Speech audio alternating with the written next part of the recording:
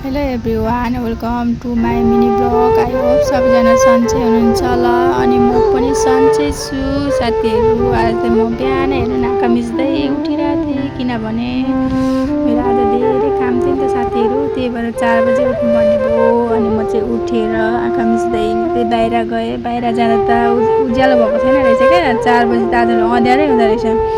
अनि म चाहिँ भित्र आइवरी अर्को बत्ती पनि बालिवरी तातो पानी खानुको लागि तयारी भए। तातो पानी खाएवरी दबाई सबै खाएँ।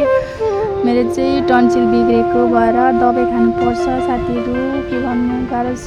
अनि म चाहिँ फिल्टरमा पानी लाउनुको लागि तयारी, किनभने सबै काम बिहान सक्यो भने आनन्द हुन्छ नि त साथीहरू। भरे घाम हुन्छ अनि सबै काम सकौँ भनेर म चाहिँ फिल्टरमा पानी लाउनु गएँ।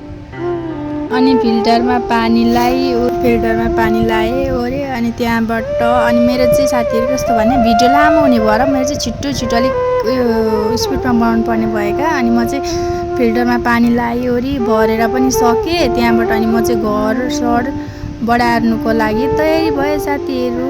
घर बढारेँ ओरे अनि हेर्नु न मलाई चाहिँ कस्तो देखिरहेको क्या।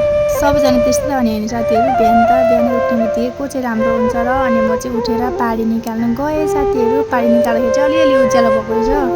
अनि म चाहिँ घरमा चाबी लाएँ ओरे अनि माथि जानुको लागि मेरो घोडालाई निकालेँ ओरे अनि म चाहिँ लागेँ बाटोमा। म जाने बेलासम्म चाहिँ नानीहरू पनि उठिसकेको थियो। 5 बजीसम्म चाहिँ नानीहरू पनि उठिसकेको थियो। अनि म चाहिँ यति भन्दै गएँ साथीहरू। Thanks for watching.